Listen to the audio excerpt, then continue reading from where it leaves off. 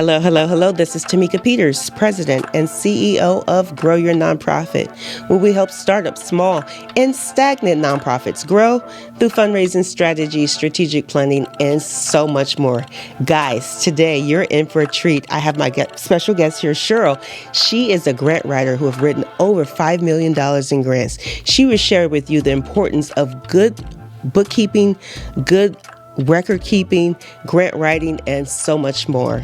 But before we get started, I like to thank the sponsors of my podcast. Trinity Life Foundation Naples, helping at-risk youth through their enrichment programs.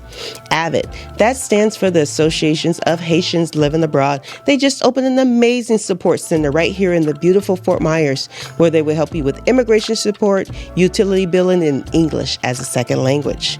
Best Insurance USA, helping you navigate the waters of health insurance, life insurance, and so much more.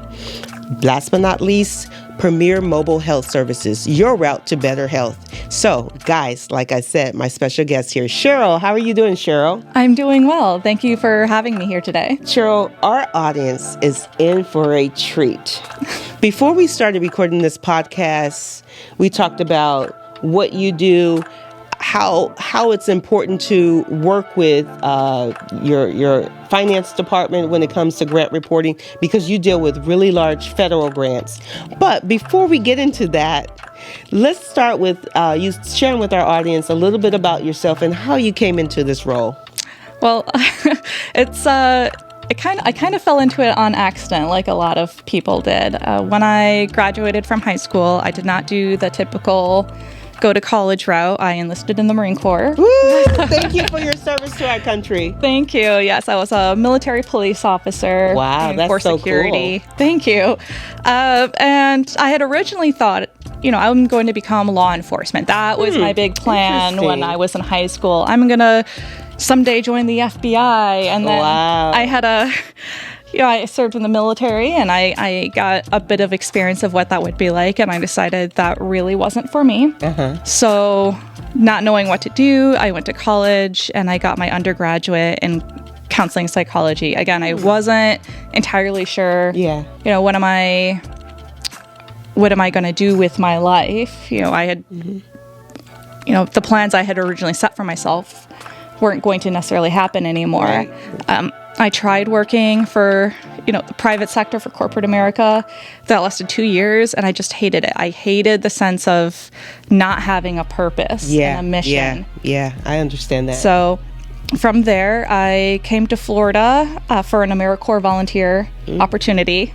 Wow. And that's when I first got I dipped my toes a little bit into the nonprofit world and what that all entails. And that's when I got my first experience in writing grants and managing programs. Wow. Before we started recording this podcast, you mentioned something that's very important that a lot of people don't think about when it comes to writing grants, the correlation to grants and programs. Touch on that. How important that is when writing grants. Yes. And reporting. And reporting as well, yes. So as a grants manager or a grants writer, you almost have to be an expert at everything, at what every department is doing, because it all plays a role in when you're writing your grants, and then also when it comes time to the monthly reporting, and then the grant closeout period. So when you're sending in your grant application, a lot of times you're having to speak on the programs you're wanting to see funded, right? Depending on the type of grant you're applying for. And in those grants, you have to determine what the benchmarks are and what your overall objectives and what your intended outcomes are going to be of those, as a result of that funding. So that's where it's important to have a clear understanding of what's going on the programmatic side, because you do need those numbers when it comes to monthly reporting. And this is where it's essential to make sure that you have a clear plan in place, you have a clear formula to measure success, and are the outputs resulting in the outcomes that you're wanting to achieve.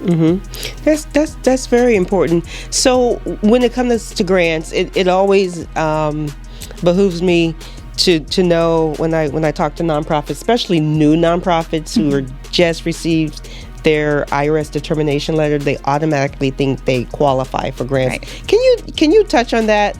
how did they become grant ready, and what are some of the grants they actually qualify for if they don't have any program yet or any service and no data? So the first thing is starting with a strategic plan, right? That is the basic foundation for everything, and building programs from there. Really ironing out what is your mission and vision, and then staying true to that. A lot of times, I think new nonprofits will think, okay, yeah, I'm ready, and they have this initial great vision and mission, but then they start thinking they can do a little bit of everything else. And grantors don't like to see that. Grantors want to see that you have a clear plan in place, that you already have a fundraising plan in place. A lot of times they also want to see success in that. Now, there are some capacity grants for startup nonprofits, but those are far and few in between. So you shouldn't rely on that. You should focus on fundraising, successful fundraising, and being able to show a paper trail of how that money was spent and where it went to. So I would say it probably might take, unless you have a really great shoe-in with some organization, it's probably going to take a couple of years. At least 2 years, I would say, until you can win your first grant. Thank you for sharing that, and thank you for mentioning the strategic plan, because the strategic plan, guys, is your roadmap, and getting away from that is a mistake.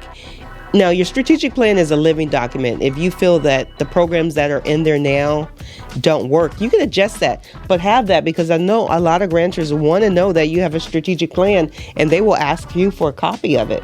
Yes, they want a copy of it, and they also want to see, is the program that you are suggesting or wanting to increase funding in, is it in alignment with that plan? And is it in alignment with the areas that they want to cover with that funding? Right, exactly. And also, not only that, they don't want to fund your entire program, because oftentimes grantors will say, well, what percentage of this grant is funding your program? And if it's 100%, that's a red flag, because in their eyes, after our grant funding ends, this program is no longer sustainable. Is it going to go away? Right. So it needs to be clear on whether or not this is a permanent program or if this is a temporary program. And you also need to be able to articulate what other sources of funding that you have available, or what your plan is to secure additional funding so that it can continue on without them. So an organization is new. They achieve the 2-year benchmark, right, as a nonprofit. They've collected their data. They've had fundraisers, so they're on their way. How do they even get started with finding grants at that point? Now they're quote unquote eligible. So it depends on what you're looking for. There are various databases online that nonprofits can go and look for grant funding opportunities on, such as Grant Gopher. I believe Grant Gopher is a free database for nonprofits. And how do you spell that? We'll put it on the screen. Grant Gopher, it's GRANTGOPHER. Okay. .org or .com? .org, I believe. Okay. But if you just type in Grant Gopher, it should pop up as well.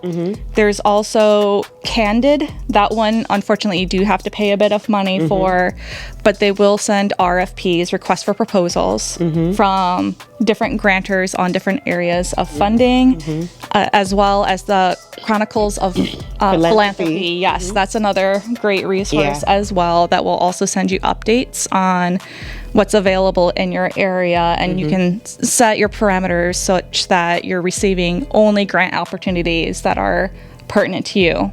Another way to go about it, depending on the size of your program or what you feel that your organization can handle, is to look for grants with the government. So the federal government has, I believe it's SAMS.gov, that also includes different granting opportunities, but they do list different departments that will fund different initiatives, whether it's with HUD, whether it's with the Department of the Interior, or Department of Agriculture, whatever it may be. They have different grant opportunities available through that area. But you just have to keep in mind, when it comes to federal grants, it's going to be a lot heavier of a workload than, say, a private foundation grant. Yeah. And that's one of the things I believe, especially when you get to the point in your budget you could afford it. I say the first thing as a new nonprofit you want to do is outsource your bookkeeping. Because you want to make sure having a third party do your books and reconcile, it just always looks better when you outsource your bookkeeping. The second thing is if you can get an assistant, that's very important to free up your time, especially if you're a founder of a nonprofit, so that you could focus on working on the business and not in the business. Another thing is a grant writer. That's very, very important so that you could, again, focus on the business and then eventually hire a development director to help you with the fundraising and to steward and engage your donors, because you want multiple streams of income for your nonprofit. So if you have an annual signature event, you have your grants, and then also your earned income. Figure out something that you could sell, a program or a service, or even whether it's a t-shirt, or if you guys write a book, or if you have a thrift store, something that you could have earned income. One of my clients I had before, they were a recycling company, and they had several contracts with hospitals, because oftentimes hospitals don't always recycle. And I think that's genius to think about that. So all of that is very important, but enlighten us. Okay, you received a grant. How do you manage that grant? And then how do you prepare to report on that grant so that you're eligible to apply again? Because oftentimes if you don't report on that grant, or it's not in line with what you were awarded the grant for, you'll never get that grant again. And you don't want to be on that blacklist. We talked about that blacklist. So tell us about grant management and grant reporting. So the very first thing I do is compare the request for proposals from the grantor, the grant application we sent in, and then the final MOU. And I look at those three side by side, and that's when I develop a plan. That's when I start putting in my calendar. These are the reporting deadlines. This is probably a good date over here where we can say we achieved X amount, or set a goal for ourselves of X amount increase in enrollment for this childcare program, for example, by this certain date. So you balance the MOU with what your stated objective is, and that's when you start building your own internal reporting system from there. So you want to make sure that you are keeping clear records of everything related to what they're looking for within the monthly grant report. Yes.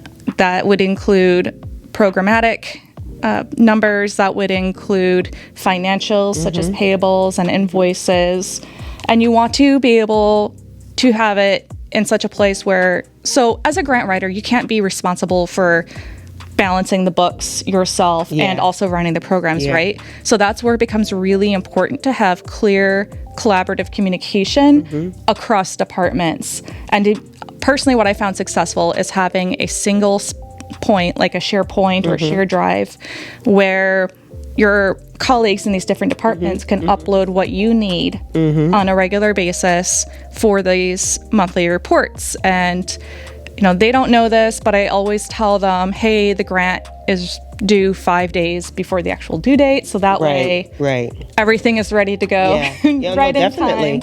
And what we also do is have a file naming system in place. So that way it's easy for us to find what we're looking for. We've all had this agreed upon method. Everything is within these shared folders instead of on our personal drive. So the benefit of that is not only do we have to just wait on someone to hopefully dig through their personal drive and figure out where it is, if that person is out sick or something were to happen, you can continue with your work until something else temporary is figured in place. So, for example, the organization I'm in now, what we do is we have grant folders. So each funder is given its own folder, right? So it could be American Red Cross, for example. And then within the American Red Cross folder, there's a correspondence folder, a contract and agreements folder, a monthly reporting folder, and a budget and finance folder. And everything that covers those areas will go in there. So for communications, for example, if there's communications between myself and American Red Cross that's pertinent to changes in our program, or perhaps maybe delays in reporting or questions about numbers, I will save those emails as a PDF in that drive. So in case we need to, you know, what they say, CYA, right? Right. So I have that there ready to go. Yeah. It's always a good idea to keep a copy of the contract in a shared space. So, you know, people can go there and read up on it to ensure that they've got everything covered.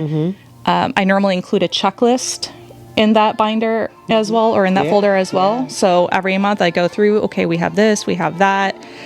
And then when it comes to actually naming the individual files, we do year, month, date. So for example, if you have a multi-year grant, that way it's really easy to find what you're looking for because it's already listed in chronological order, or it might be divided into subfolders for the years that the grant is for. So that is excellent and is very organized. That way, I always say if someone got hit by a bus, like you mentioned, someone's out or sick, but hit by a bus sounds more sexy. You know, you anyone can jump right in, and I think that's very important, that the operation efficiency. So before we wrap up, what are grantors looking for? So say you want a grant, you want to write a grant, you want to go after a grant. What are some of the things you need to already have prepared, some documents you need to have already in place that, you know, typical things they ask for, so you know you're grant ready at this point, and you can just pull from those folders you have organized and just enter that into the grant application? So in grant speak, what that's called is a boilerplate. Boilerplate, yes. Okay. And those are the essential documents that a majority of funders will ask for. That will be your 990 determination letter. That is a copy of your strategic plan. Can we take a step back? What is a 990 for those who don't know? That's your tax form. That's your taxes. So with our regular taxes, if you're a W-2, you'll file your taxes that way, or if you're self-employed, that's a different. But for nonprofits, it's called a 990. That's your tax return. Yes, sorry. So your 990, you want your state's nonprofit determination letter as well. You want a copy of your mission and vision, so that might include parts or all of your strategic plan, a list of all board members, your roster. Right, your roster as well, an organizational chart, and then as well as, well, it depends on the grant or the size of your nonprofit, but you may also need a 2-year independent audit. So again, this is why I said you normally want to wait around 2 years before you apply for a grant, so that you have something to show for it. And if you can't show, if your nonprofit's too small to afford a full audit, then what you can do is just have a CPA show 2 years worth of your accounts. Yep. It's something that's called a review, where they would review your finances and basically verify that it is what you say it is, and that it tends to be a little bit cheaper than an actual audit, but it's better than having nothing at all, because a lot of grantors want to make sure that you're a legitimate organization, you're fiscally responsible, and that you're doing what you say you're going to do, because there are tens of thousands of nonprofits out there, and they want to make sure that it's legit. Right. So with that said, any last words before we wrap up? So I'd say, as a grant writer and a grant manager, again, I just want to drive home the importance of working collaboratively with your partners and ensuring that your colleagues understand the importance of that cross-sharing of information. I see too often where organizations, there are individuals who feel like they need to hold this information close to their chest for one reason or another, whether it's fear of being replaced or embarrassment of a potential mistake, but that's only going to do a further disservice to your organization. That transparency is important. And it's also important to have a basic understanding of grant accounting once you become a grant writer for those monthly reports. So with grant accounting, you need to follow something standards set by the Government Accounting Standards Board, or GASB is what it's called. And these are set forth by the Office of Management and Budget, which is a federal organization. So The other thing that I would encourage is for individuals to become familiar with the grant accounting process, as well as rolling that in with the different tips and tricks they might have learned about actual grant writing. So thank you so much, Sheryl, for your time, your knowledge, and what you do for nonprofits, because it does make a difference. I understand what you meant when you said you found your purpose, because I worked in government and I worked in banking before, and I never felt fulfilled until I got into nonprofit. Now, it's a lot of work, but at least you know the work you're doing is making an impact in the lives of other people. And I think that's why we're here, is to serve others and make the world a better place than you found it, and to leave a legacy. So what's your legacy?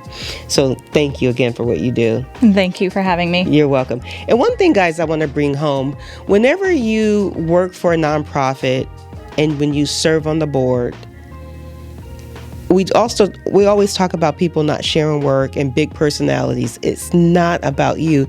It's about the mission. Our mission when we're serving on boards is to fulfill whatever that nonprofit's mission is, whether it's that to feed the homeless or provide tutoring for after-school children. It's about the mission. It's not about you. Let's get out of our own way and do what's best for the organization so that we could leave this world a better place to live, work, and play.